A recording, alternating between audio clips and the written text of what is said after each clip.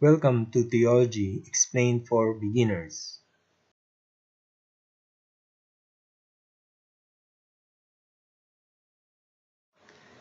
The topic we'll be discussing is the Last Supper and the Holy Eucharist. So, in the Old Testament, the Israelites had many festivals or feasts, and what we are going to discuss is about the Passover, wherein they sacrifice a lamb. They also sacrifice a lamb during the Day of Atonement. Now, there are other feasts in throughout the year that the Israelites celebrate, but I just like to mention that they are celebrated once a year, only once a year. But there are also there are also occasions, events for the Israelites that they celebrate on a weekly basis. So this event that they celebrate on a weekly basis is the Sabbath day.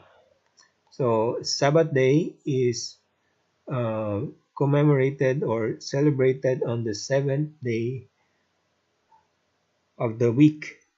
That is every Saturday, and this is included in the Ten Commandments. Now let's go to the time of Moses. During the time of Moses, they had this tabernacle, and in the tabernacle they have furnishings. They have the altar of burnt offerings, they have the bronze basin, the altar of incense, the table of showbread, a golden lampstand, and the ark of the covenant. Let us focus ourselves on the table of showbread. Once the furnishings are set up, and you have here the tent, the showbread is placed before the curtain, while the Ark of the Covenant is there behind the curtain. Now, let us read from Leviticus 24, verse 5 to 8. On the table, showbread was to be 12 loaves of showbread made of unleavened flour. The priest placed the 12 loaves of the bread, one for each tribe of Israel, in 2 rows or piles on this table, where they remained for 7 days. They substituted 12 fresh loaves for the old bread each Sabbath. So you have this table showbread, that is wherein the priest would place the 12 loaves, and each every Sabbath he would replace these 12 loaves. So this is the table of showbread. You have the bread, the 12 loaves there stacked up in pile in 2 rows. Another picture of the table of showbread. Now, I'd like to ask a question. What is the other name for this table of showbread? What is the other name for this table of showbread? So the other name for this table of showbread is called the bread of presence. So it's called the bread of presence. So does that sound familiar to you? The bread of presence? If it does, um, like many others, it's also ring a bell to them, because the bread of presence reminds them of the real presence. So in Catholic um, theology, we have this term, the real presence or the true presence of Jesus in the Eucharist. So every time this bread of presence is mentioned, we are reminded of the real presence and the true presence of Jesus in the Eucharist. Now let's go back to Sabbath. Now during Sabbath, they are to rest, no work is allowed. This starts Friday evening and ends on a Saturday evening. So they are not allowed to work or do anything on a Friday evening and until Saturday evening. So let me pose another question. What if the Passover happens on a Sabbath day? So in the Passover, they have to prepare a lot of things for the feast of the Passover. But what if it happens on a Saturday, on a Sabbath day, where work is not allowed? What would the Israelites do? Let us answer that. The Passover preparation is then moved on a Thursday. So they cannot prepare or work on a Friday evening. So they move it on a Thursday. Okay, let's ask another question. What was the occasion at the Last Supper of Jesus? What was the occasion at the Last Supper of Jesus?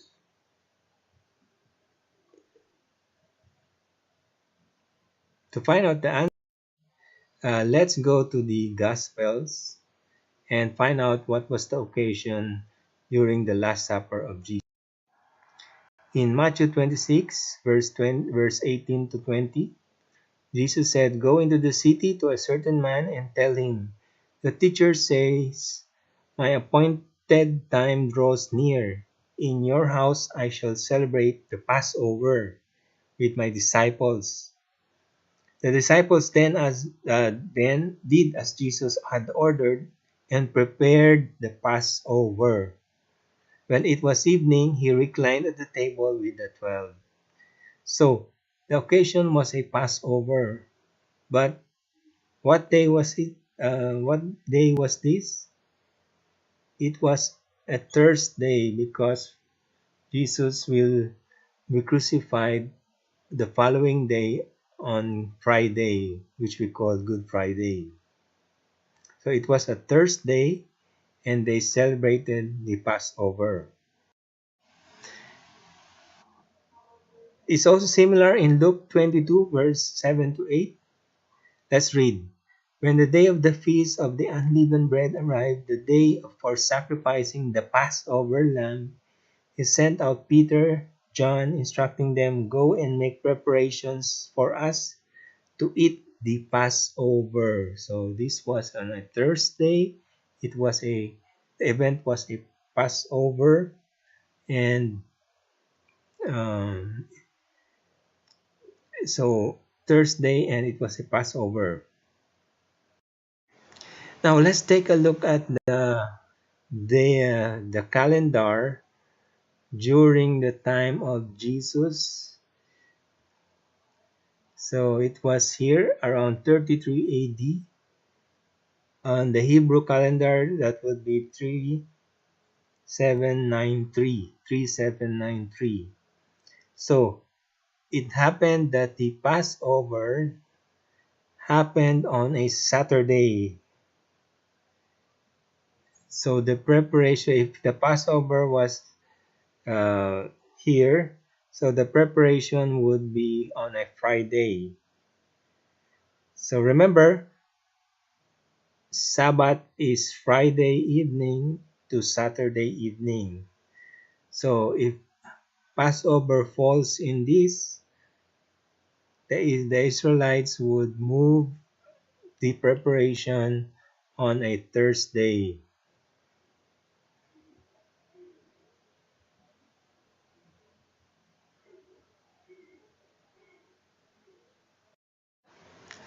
Let's take a look at this. 3793, a Saturday, which is the start of the one whole week of Passover celebration. So they could not prepare on a Friday evening, so they prepared on a Thursday where they made the Last Supper, which was, according to Matthew and Luke, it was a Passover.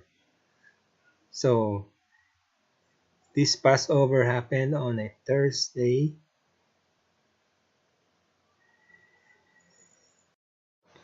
And let's take a look at this, another much closer calendar.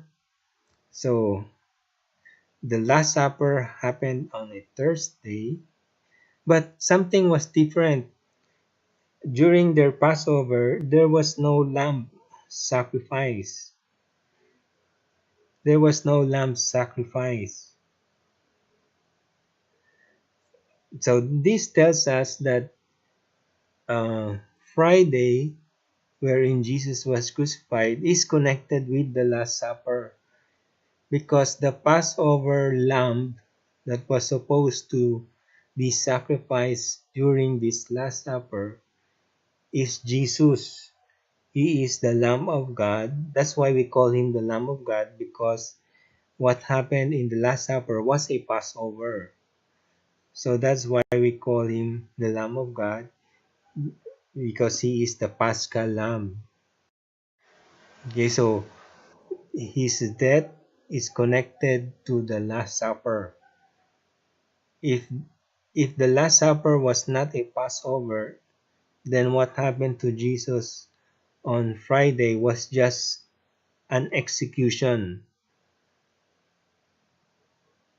But since it was a Passover, and so the death of Jesus was the death of the Lamb of God, and it was a sacrifice. So Jesus is the Paschal Lamb. But what about Sabbath? Earlier we mentioned that um, Sabbath, uh, they have this show table of showbread, which is also called the bread of presence. And in the Last Supper, we have the bread, the Eucharist, which uh, we believe is the true presence of Jesus. So we have here one connection of the Last Supper to the Sabbath. And Jesus himself fulfilled the Sabbath rest, because on a Saturday, Jesus has already died and he was placed inside the tomb, and Jesus rested, fulfilling the Sabbath rest. So Jesus there was in the tomb, inside the tomb, and he rested there the whole Saturday. It was a Sabbath rest, and Jesus fulfilled the Sabbath day rest. Now, how about the feast of the first fruits for the Jews? So the Jews celebrated also the feast for the first fruits. Now, here we have the Jesus resurrected, and what we eat in communion in the Eucharist is actually the resurrected body of Jesus, not the crucified body, but also it's the same body, but it is the transformed body. It is already the resurrected body of Jesus that we eat in communion. And so let's take a look at the timeline. The apostles, they had the Last Supper first before Jesus died the following day. So the feast came first before the sacrifice. Now, after Jesus had died, everybody who will be uh, celebrating the Holy Mass, when they celebrate the feast of the Holy Mass, they would have to go back and participate on this sacrifice of Jesus. Since we only have this one once and for all sacrifice of Jesus, so it's like the reference point. Every everything should be um, centered on the sacrifice of Jesus, the only sacrifice that is acceptable to the Father. Okay, so the apostles feast first before the sacrifice, but for us, the sacrifice happened so that when we celebrate the feast, uh, we go back and participate on the sacrifice of Jesus. Now, is there another connection between the Sabbath and the Eucharist besides the table of showbread or the bread of presence? Is there another connection between these two? Let's find out. Let's take a look at these two books, Leviticus and Jeremiah of the Old Testament. And let's read something about the Sabbath. Leviticus 24 verse 8, every Sabbath he shall set in order before the Lord continually, being taken from the children of Israel by an everlasting covenant. So you have here Sabbath and everlasting covenant.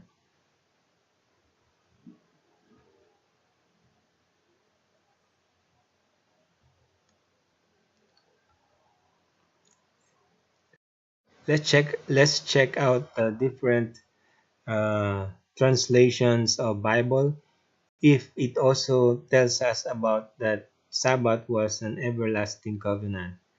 In the NIV, it's called lasting covenant. NLT is called eternal covenant. Berean Study Bible is called perpetual covenant. King James, everlasting covenant. Christian Standard Bible, permanent covenant. So it is really the everlasting, eternal, permanent, lasting covenant here on the Sabbath. Some of the translation are uh, not very helpful. Now let's go to Jeremiah chapter 31 verse 31 to 34. So this speaks about the promise of a new covenant. The time is coming, declares the Lord, when I will make a new covenant with the house of Israel, with the house of Judah. It will not be like the covenant I made with their forefathers when I took them by the hand to lead them out of Egypt, because they broke my covenant, though I was a husband to them, declares the Lord.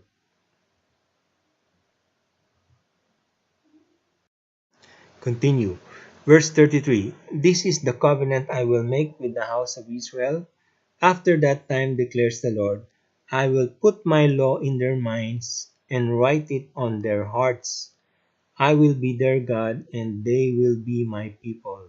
No longer will a man teach his neighbor, or a man his brother, saying, Know the Lord, because they will all know me, from the least of them to the greatest, declares the Lord. For I will forgive their wickedness and will remember their sins no more. Okay, so on this day where the promise of the covenant will be given, this new covenant, God will forgive the sins of his people.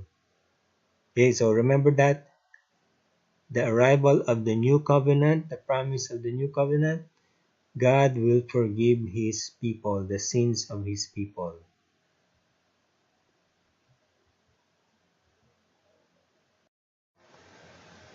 Okay, so what had we established now? That the Sabbath is, we have the eternal covenant, the connection between the eternal covenant and the Sabbath. But what about Jesus? Let's find out.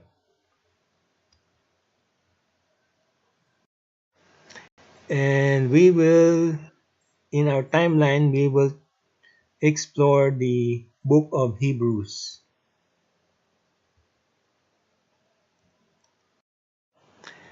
Hebrews chapter 13, verse 20 to 20. May the God of peace, who brought up from the dead the great shepherd of the sheep, by the blood of the eternal covenant, Jesus our Lord. So, Jesus, we have here eternal covenant and the blood of the eternal covenant and connected with Jesus. Okay, so the eternal covenant that was mentioned in the Old Testament, here Jesus, it is the eternal covenant, the blood of the eternal covenant. And let us read further Hebrews chapter 8 verse 13. When he speaks of a new covenant, he declares the first one obsolete. And what has become obsolete has grown old, is close to disappearing. So we have a new covenant and the old covenant is disappearing. Verse 6. Now he has obtained so much more excellent a ministry, and he is a mediator of a better covenant. This new covenant is a better covenant enacted on better promises. Later we will mention what these better promises are. And let's go back to the Gospels. Did Jesus really establish a covenant? What is a covenant? A sacred agreement between God and man. So let's go back to the Gospels. In Matthew 26, verse 27 to 28, during the Last Supper, then he took a cup, gave thanks, and gave it to them, saying, drink from it, all of you, for this is my blood of the covenant, which will be shed on behalf of many for the forgiveness of sins. Okay, so we have here exactly what we have read in the Old Testament, the blood of the covenant, which is also, according to Hebrews, is an eternal covenant. And what will happen? Forgiveness of sins, just like what Jeremiah said, forgiveness of sins. Now, let's take a look at the Last Supper on Luke's account in verse 20, chapter 22, verse 20. And likewise the cup after they had eaten, saying, this cup is the new covenant in my blood, which will be shed for you. So this Last Supper, the Eucharist, is the new covenant. It is the blood of the covenant. And then all the fulfillment of what we have read in the Old Testament. So what we have established is Jesus is the one who will make the new covenant, the eternal covenant, and that is his body, the Eucharist. And let's take a look at John 6 verse 54, and we will see what the promises are. Whoever eats my flesh and drinks my blood has eternal life. That's the first promise. Whoever eats my flesh and drinks my blood has eternal life, and I will raise him on the last day. That's the second promise. So these are the better promises mentioned by Hebrews. So eternal life, number one, and I will raise him on the last day, which is resurrection. So these are the two better promises. Whoever eats my flesh and drinks my blood.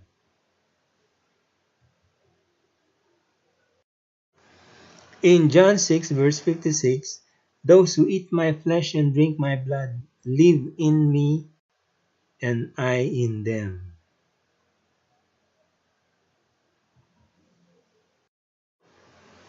So the Eucharist is also connected to resurrection because Jesus made it a condition that for us to receive the promise of resurrection, raising us up on the last day, we have to eat his flesh and drink his blood. So, uh, you have Jesus who died for us on the cross, and the Jesus, after dying, the Jesus, after dying, his body now became transformed into a more glorious body, a more spiritual body. And so you have here the transformation of the new creation. You have the new humanity in the resurrected Jesus. And he also wants us to be like him. And he promises to give us the promise of resurrection if we eat his body and drink his blood, so that we'll be part of this new humanity. So going back to our earlier diagram, Jesus made the bread and the wine his body and said, "This is my body, this is my blood." And then he tells the apostles, "Eat and drink." It was not a request, it was not an opinion, it was an order.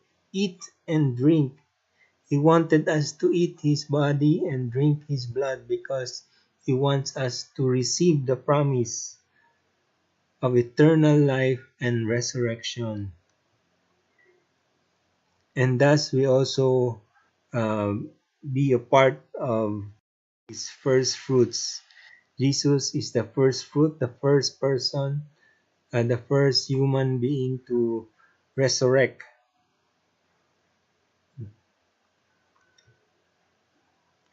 And the condition for that to happen is to eat and drink his body and blood, which we call the Eucharist.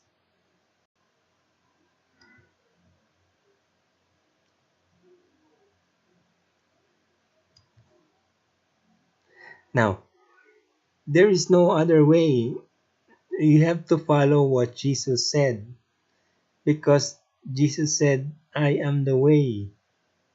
And there is no other way. You have to follow what he says, and you have to follow him. And this is the truth. Everything he said is the truth. And by following him, believing in him, he will give us life because he is the life. And that ends my topic. I hope you have learned a lot. Thank you very much.